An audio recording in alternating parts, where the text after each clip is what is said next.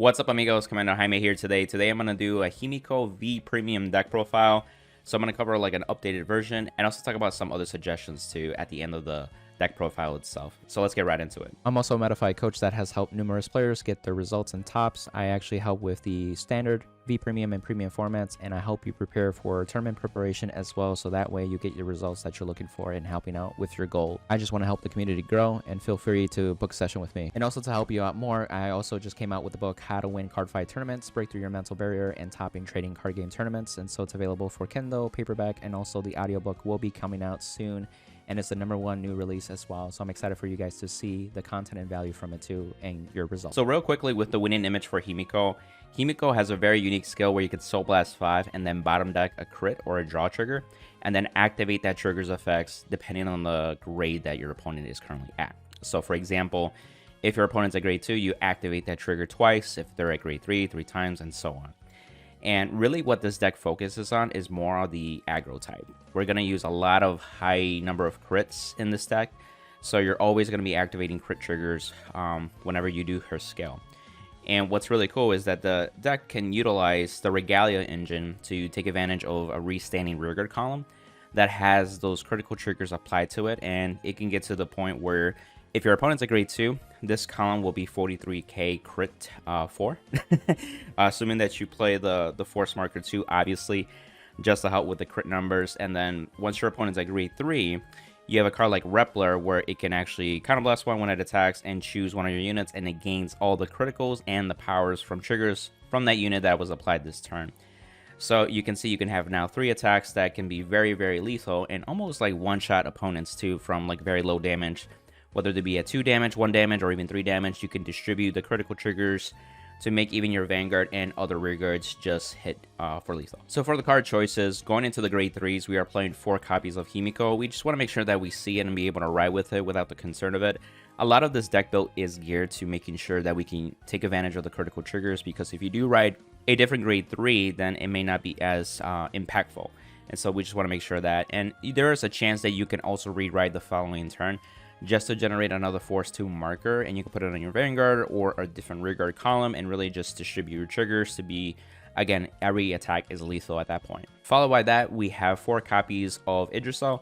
This is the card that essentially you can Counter Blast 1, search your deck for to Norn, and then you can put any Divine Gauges to up to 2 units, and it also gives any Divine Gauge units the ability to boost. So that's how you can have a card like Norn to be able to restand this column on a rearguard. If you so happen to ride as the Vanguard, you could also restain your Vanguard in that case too, but more than likely you would rather have Himiko as your Vanguard.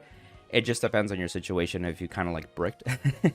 But it is an option, and so I just like to throw it out there. And so you want to have 4 copies because it really is part of your winning image. It's necessary to really make the most impact.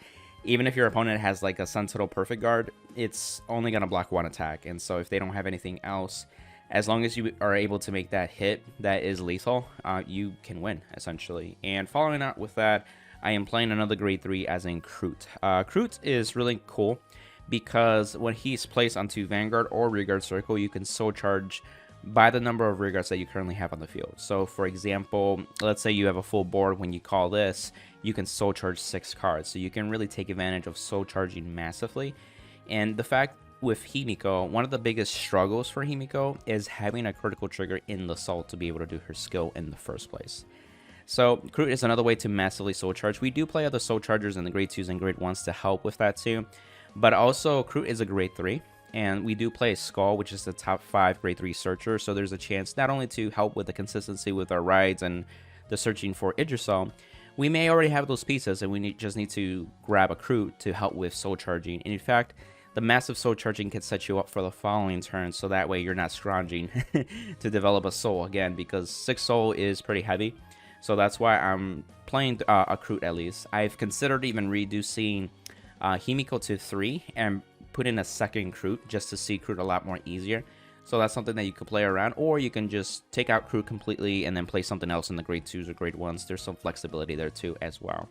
And lastly, we are playing the grade 3 Heos, and so these are essential to survive in the early game. There are decks that are very aggressive still in the early game.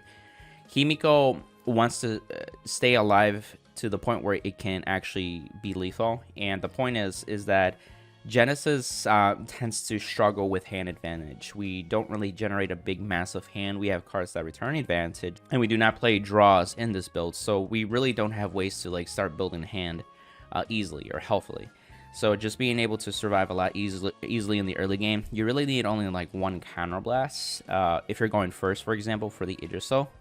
But if you're going second, you may want the second one for Repler, and at that point you can like really just distribute or limit the damage that you have, so that way you can survive. And then there's also instances where later on you may want to take a lot of damage, so you're at 4 damage or 5 damage, and it prevents the opponent from healing before they get the same number of damage, so they can heal. So it kind of shuts that off too, so you can have that mindset where like, hey, I'm gonna be 5 damage, I know you're at 2, you cannot heal until essentially you deal 6 damage. So that's always that strategy. Onto the grade 2s, we're playing 4 copies of Norn. Again, just like I mentioned with Idriso, this searches it out.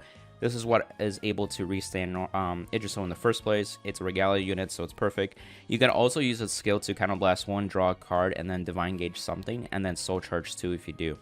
This gives you a little bit of advantage. Also dig a little bit deeper into your deck for potential combo pieces. And even if you put a Divine Gauge from Idriso skill, just applying this skill to have a second Divine Gauge, if you know that it won't be retired, that makes it a lot easier for the following turn to have that column all ready to go in that sense too, because you have a Norm that's already equipped with the Divine Gauge, and so that makes it a lot easier. And we are playing 4 copies of Ulysses. So Ulysses is a card that I really enjoy. It's a generic grade 2 in Genesis that you can plop down, and at the end of the battle, this unit attack Vanguard, you can put this into your Soul, draw a card, and Soul Charge 1.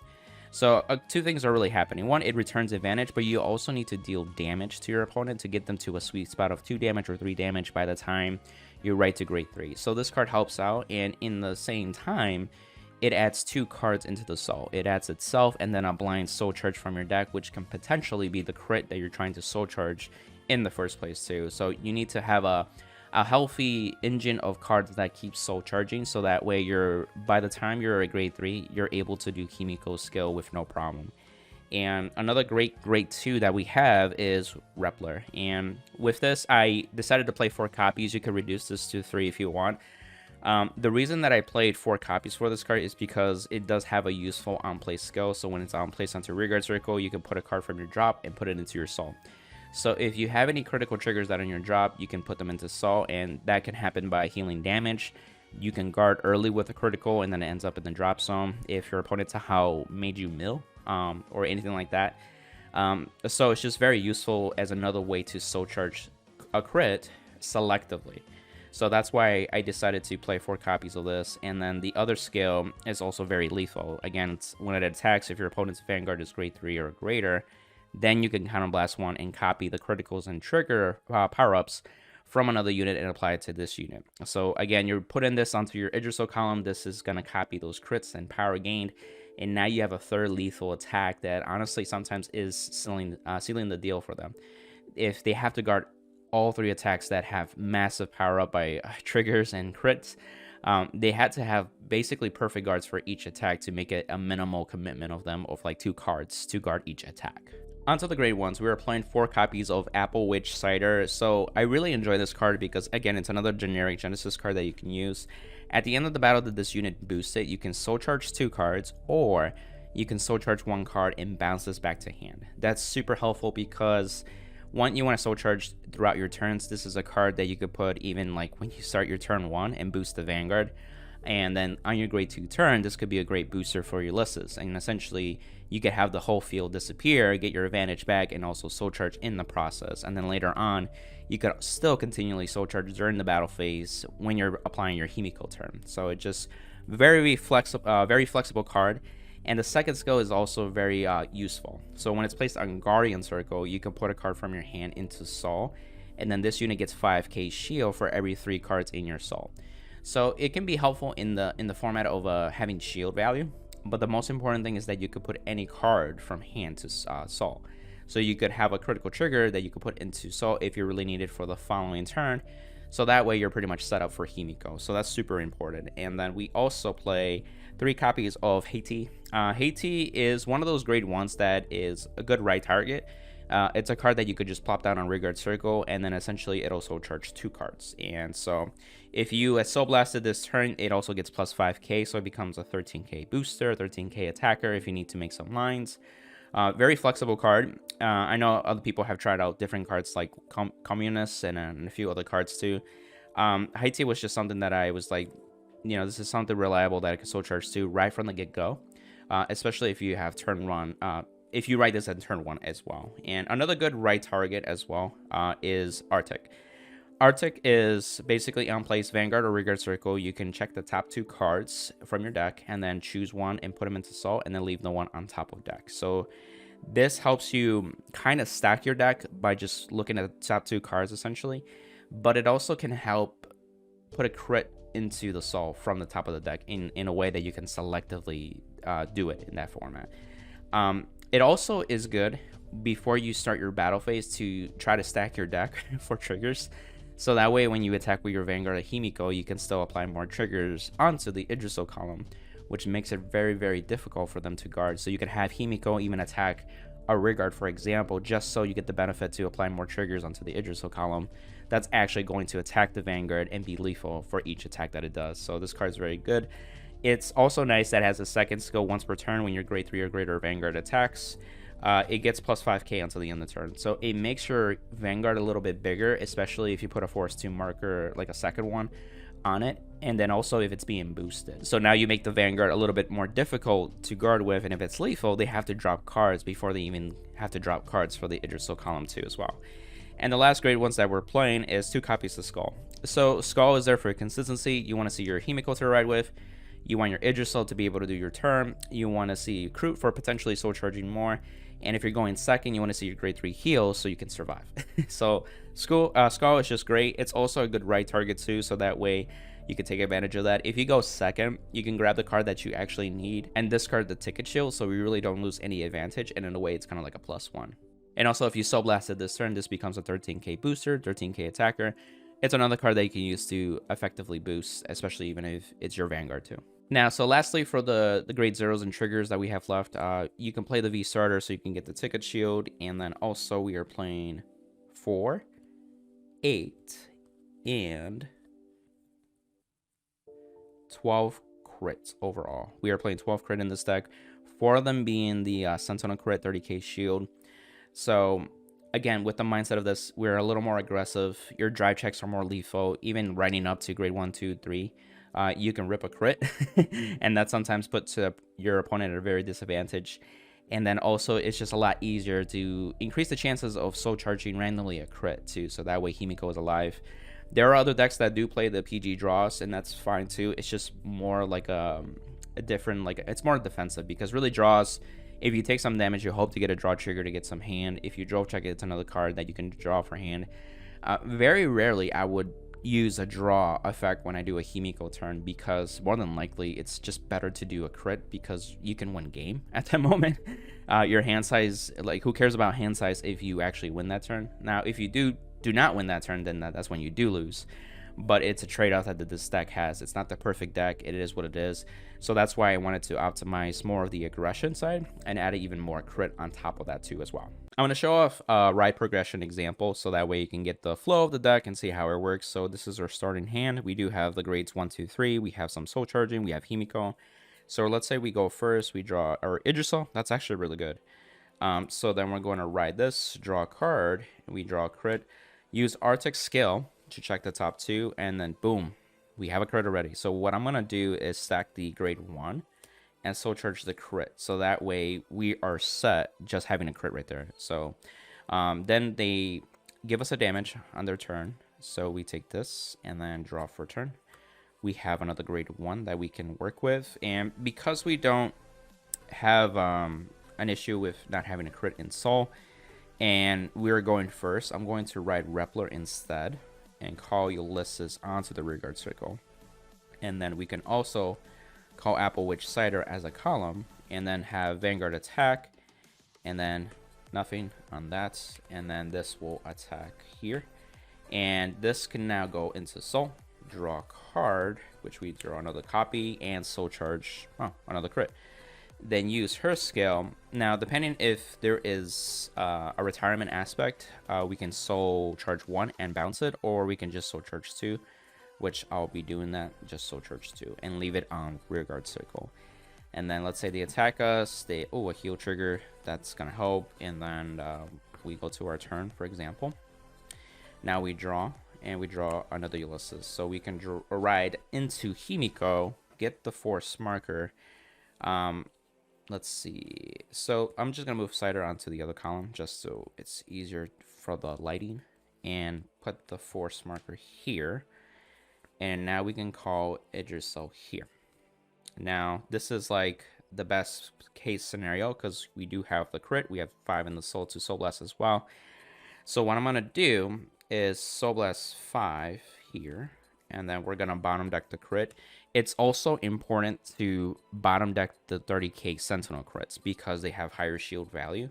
So if you do drive check them, then it's just more Sentinel power for you to guard with. And then so this gets bottom deck and apply all the power and crits onto this. And then you can use Idrisil to counterblast 1 and search for a copy of the Norn. And what happens as a result is that it shuffles the deck. So now the crit that your bottom deck is shuffled into the deck. So there's an increased chances of seeing it and also being drive checked, for example. So I'm gonna put a gauge on it too. And if there's any other thing that we want to do, you got Ulysses here as another attacker. And so this is our hand. We have more Ulysses, we have more crits in hand. We already applied Himiko's skill. You can use Norn's skill to draw a card and then add a Divine Gauge and then Soul Charge 2. The only thing is that we only have 1 card left in Soul and we do have a crit. Maybe you're not ready to do that just yet, so we could always wait for next turn in that case. And so let's say your opponent is not at that high enough damage, or if they have a rear guard, you can attack the rear guard with the Vanguard. You can drive check and hopefully get a trigger, which we did not in this case, and then that's when you can attack with Idrisil. And then of course they'll try to guard it and then discard a gauge and discard a card from hand. Let's say Ulysses, and restand plus 10k, and then attack again, and that could be lethal. And if they're still alive, then you can use these cards to help feel the soul, have some pressure, draw a card, soul charge 1. This can soul charge 2 again. And look, we have another crit there too for the next turn, and so on, repeat. And essentially you can just, depending on that, you can use cards like Rappler for the following turn and apply pressure. But I just wanted to show that off at least. And that's the deck profile, amigos. I hope you enjoyed it. And a couple suggestions, like I mentioned in the profile, there's the Kamuna switch. You can actually selectively soul charge in the hand as well. There are other cards that you can selectively or just massively soul charge as well, such as like the Regalia grade 1. You actually don't need a Regalia Vanguard for it. You can just make sure it has a Divine Gauge and soul charge 3. You just won't be able to counter charge because you don't have the Regalia name. That's the only difference too. So you can have other cards to soul charge, and it could be another way to add more Regalias to your deck, so you can take advantage of maybe restanding the grade 1 if it comes to that, if they kill your Idrisil. But you also need an Idrisil to be able to give boost. So regardless, it just helps with more Regalia names in that case, but also soul charging 3 cards. So you could play with that flexibility too. So, and there's a few other cards that you could probably mess with and ratios too. It's really up to you. Like I said, you can go and have also PG draws if you want to go less aggressive and go more like not necessarily defensive, but more just like a well-rounded deck in a sense too. Let me know what you guys think of the deck, if you guys have any ideas. So if you tried it yourself, I'd like to engage with the community. Love to hear feedback. Also, if you want to support the channel, use the affiliated links with 50 Card Shop, TCG Player, and Trading Card Mint. And if you want to level up your skill, you can always book a session one-on-one with me, or you can even check out my book, How to Win Cardfight Tournaments, on Amazon as well. So on to the next one, amigos.